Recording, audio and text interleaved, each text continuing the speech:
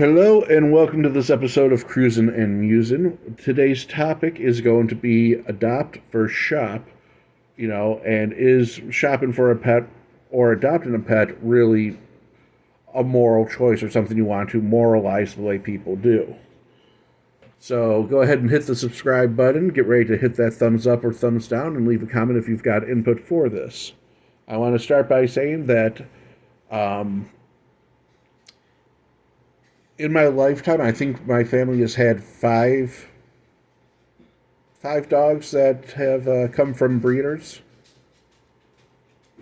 and I have purchased one in my adult life that has come from a breeder, and the one I have purchased is the only one that hasn't had health issues. Kira, come here.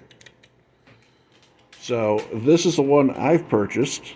She's a German Shepherd. If you look at the back end on the hindquarters there, very squared off, and she's clearly not a breed standard.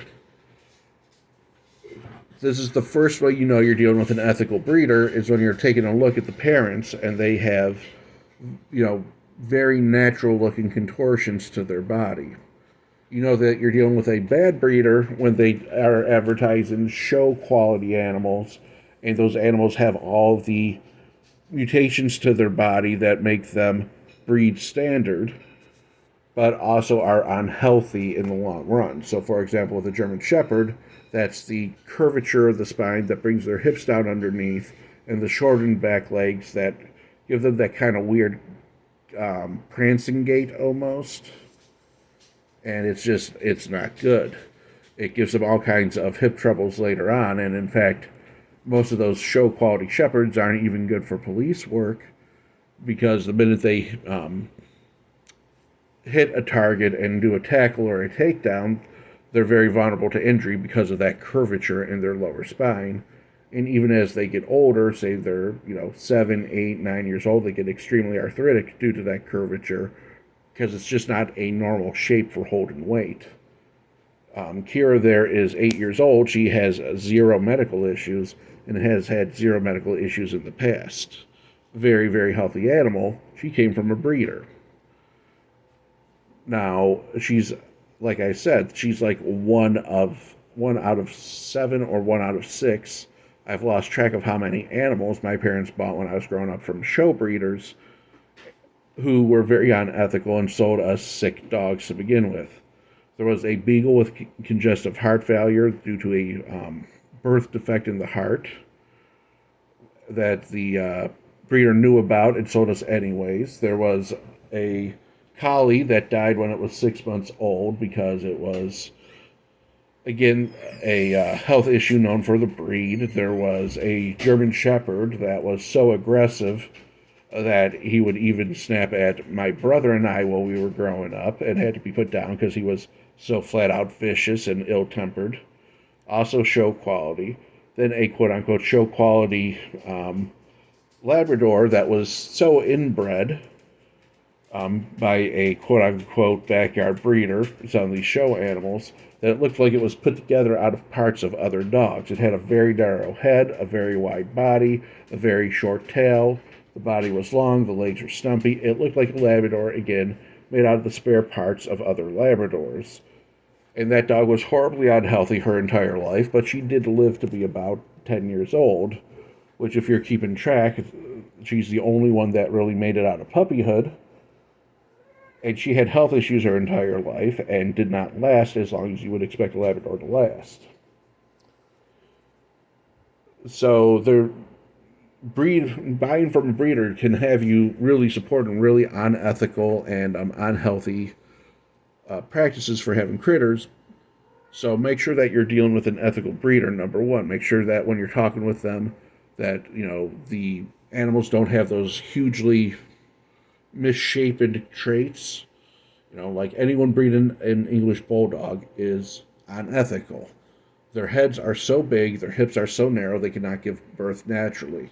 The dog itself cannot breathe because of the way its snout is now shaped, and they've intentionally bred them to that extreme to meet the show standards and better embrace those show standards and better exemplify those show standards. That's not ethical animal husbandry at all. And so you do not want to deal with any breeder that is selling you show quality animals.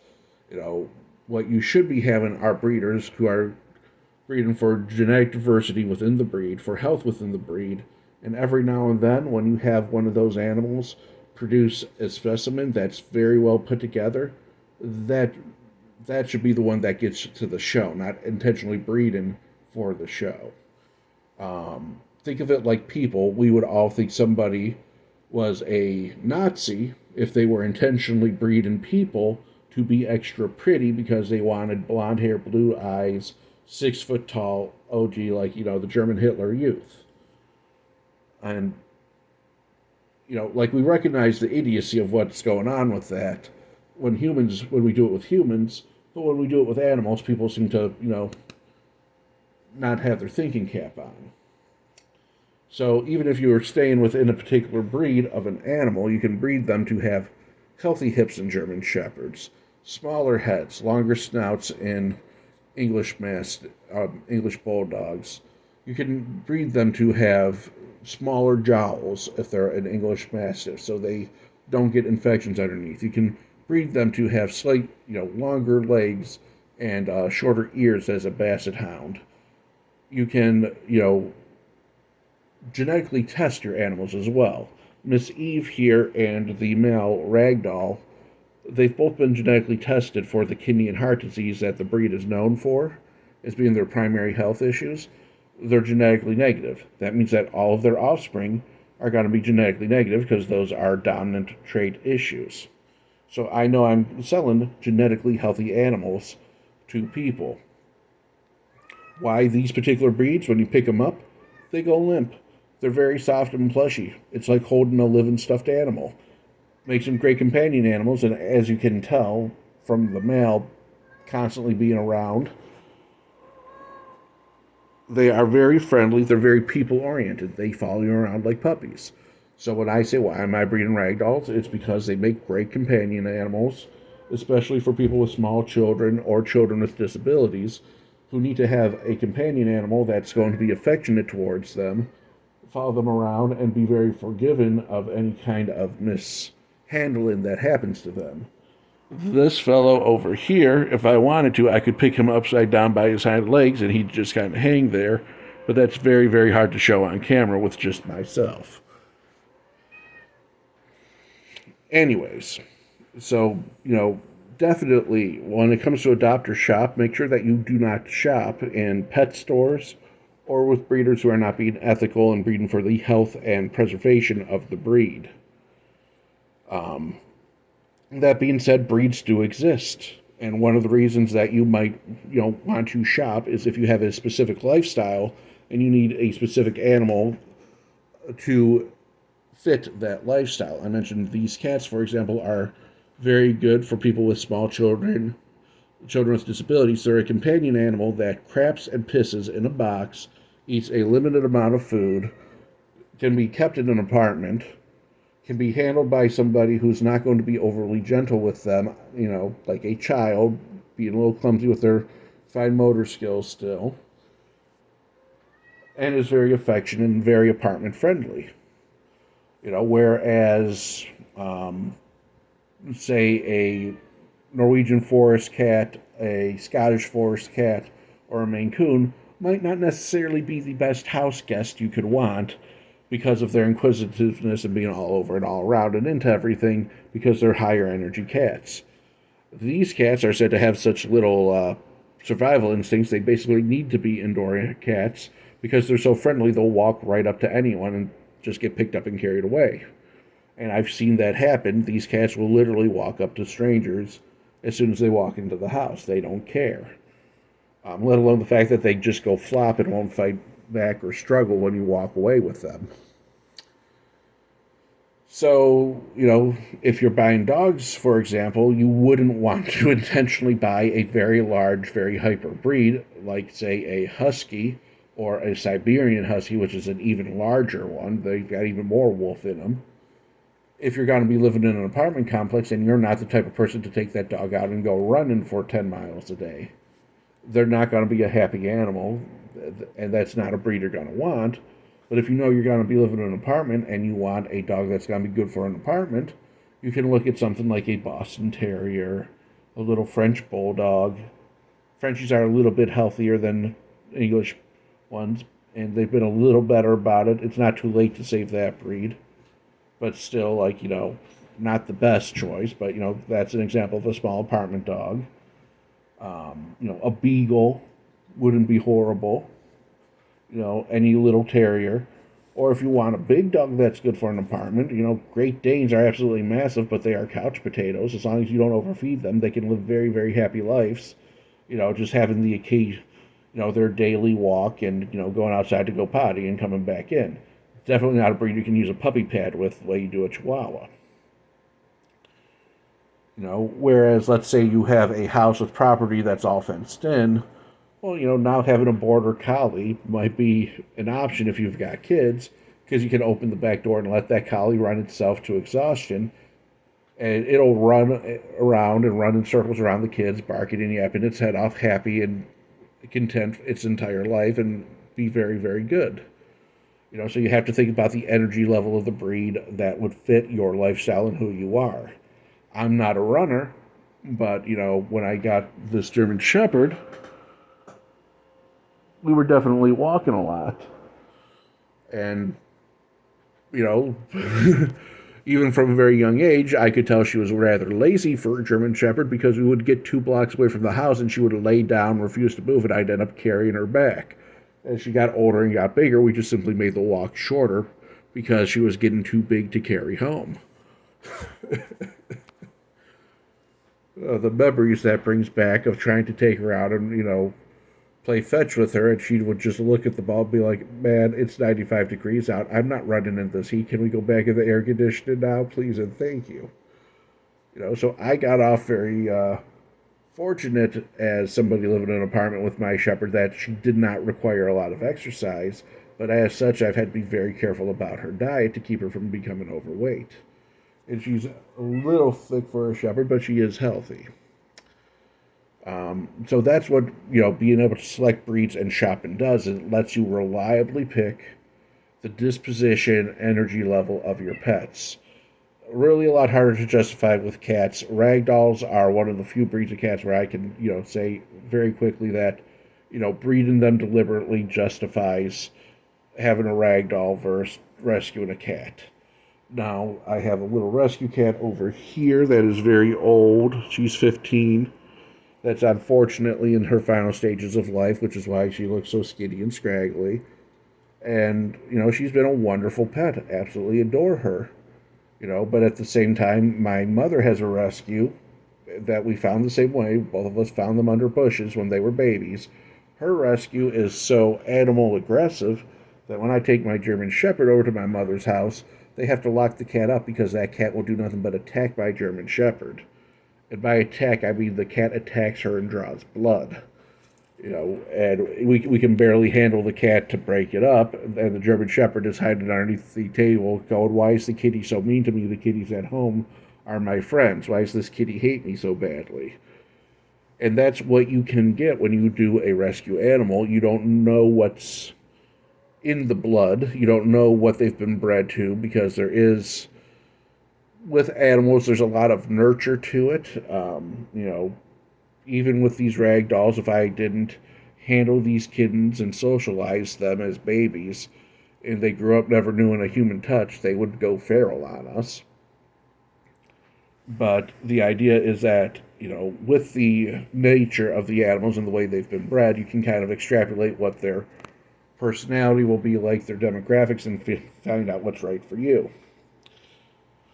Whereas when you go to the pound and you adopt, you are kind of pulling a wild card. Now, the thing is, when you pull that wild card, you are definitely looking at, your chances are very good for having a much healthier animal.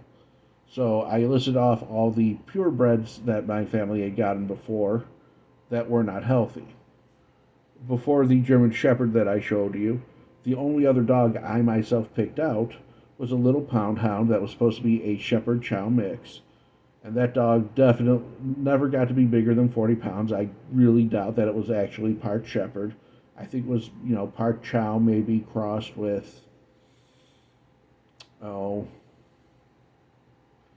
I don't even know, but definitely a smaller breed of dog. Maybe Park Chow, maybe a little bit of Pointer in it, or maybe Cur Dog, because it didn't get quite as fluffy as a Chow.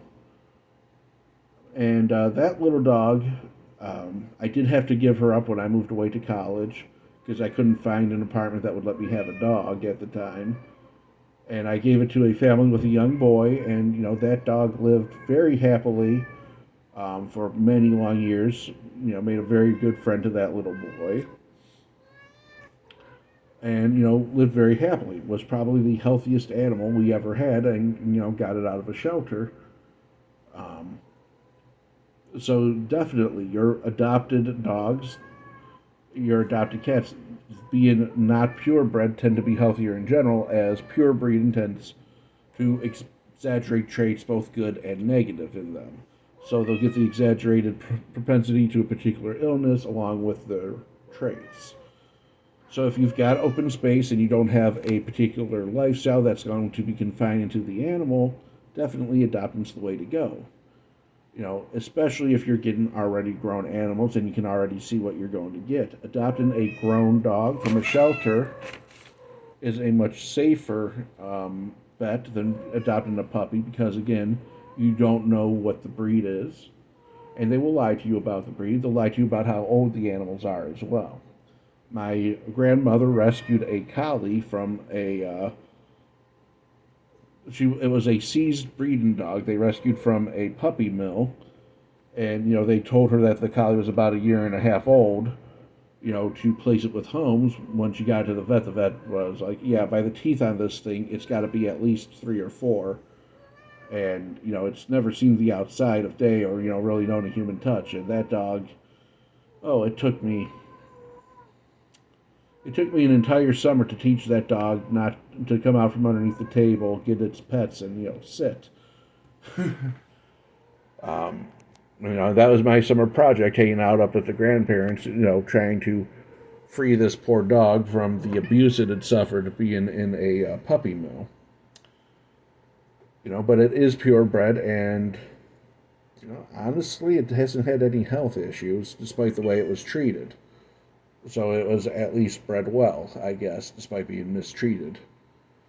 But when you get the dogs from the shelters, you don't know what their history is, or if you do, it's usually tragic.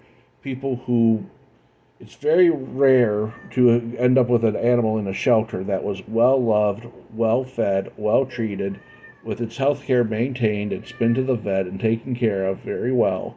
Those animals don't tend to end up in the shelters. People who care that much about their animals, if they can't keep them, tend to do their best to find them a home rather than just turning them loose or giving them to the shelter. It's very rare to find them, just simply surrendered to the shelter because they needed to move and they needed to go now. Will you stop with your fussing at him? It's all right, girl. He is very angry that he is being ignored. Normally these two are inseparable, and she's traded him out for the kittens. Almost sounds like they're a married couple, doesn't it? And she's had enough out time. So, yeah.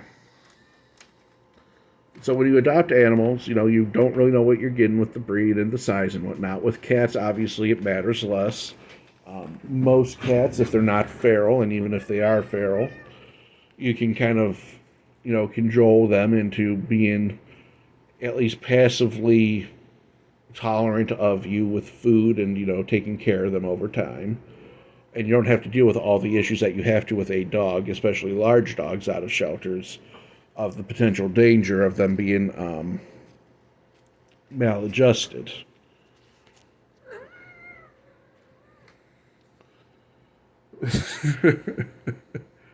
And those of you that are, listening to this male cat carry on, he's doing what they call caterwauling. And this is part of why you need to make sure that you get your pets fixed. Otherwise, they behave like this when the hormones are running. And unfortunately, pregnant little mama there is giving off her pheromones that say, I'm very fertile and I just had babies and I'm ready for more babies. So we do have to keep them a little separated. And don't feel bad for her. She's in the nursery cage for the protection of the little ones, and she gets lots of time out of the cage. Um, right, so adopted animals. Dogs, much more of a crapshoot than cats. Most cats, they're domestic short haired when you find them in there. And if you know what to look for with cats, you can tell which ones have good breeding and bad breeding. When you're looking at a cat, you want to look at a much um, unless it's specifically a Siamese, for example, you want to look for a wider head going across the top, kind of a shorter, more blunter face. Or if their face is a little longer, you want to look for their jaw being wider, deeper. Um, Narrow foreheads in cats are usually a pretty good sign of them being inbred. Weird shapes in the contours of the body, like say if the hindquarters are much higher than the front shoulders, or vice versa, all indications that something's a little off or wrong with the cat. And obviously, if like one eye is bigger than the other, or one deformities, clear deformities that you can see, like one leg being shorter than all the rest. You know you're not dealing with a healthy creature at that point. You don't want to take that home from the shelter with you. Um, but with cats, it's much harder to tell, and there's much less variance than with the dogs, because at the end of the day, a cat's a cat. They kind of adopt you as much as you adopt them, and you're only going to get so far with most cats. Most of them are, a cat's a cat's a dog, dog. They're different creatures.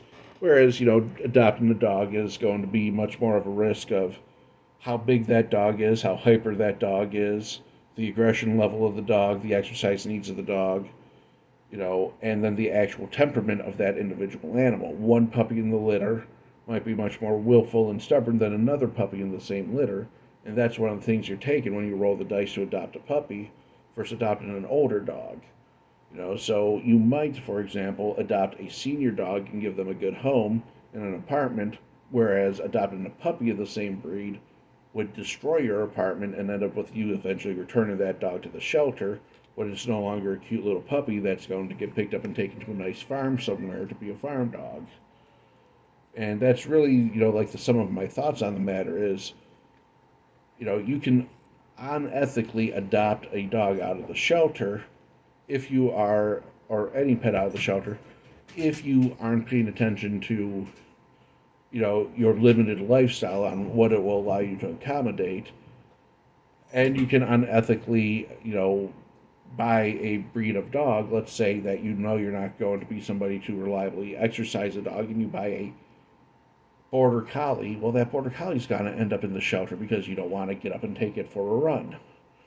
They need to run. They just do miles and miles a day. So do huskies. They need to run and roam and get that exercise in.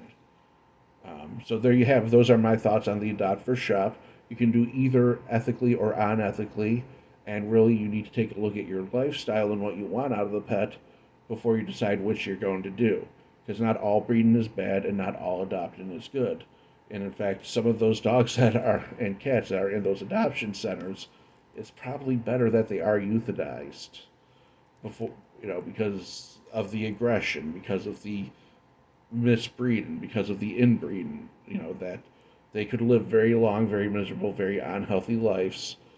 And, maybe it is better that the shelter puts them down and, they aren't going to spend eternity being misused, in a dogfighting ring as a bait dog, or suffering, or all the other kinds of horrible things humans will put them through, or, simply being unable to live a happy, normal dog life because they have some sort of genetic malformity going on.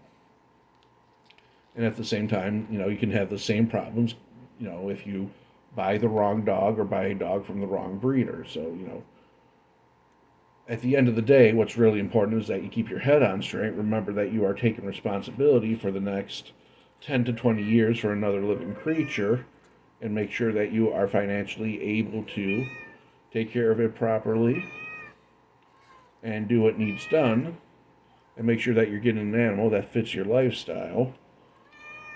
there's more important things than the aesthetics of the animal to consider. In fact, you never heard me talk about the aesthetics of any of these animals. It's all been about the general disposition and how enjoyable they are to be around and their health. And that's what you really need to be focused on when you're finding an animal: is what animal can you provide a happy and healthy home to, and then start looking for those. If you're not an active person, stay away from a husky, even though they're beautiful.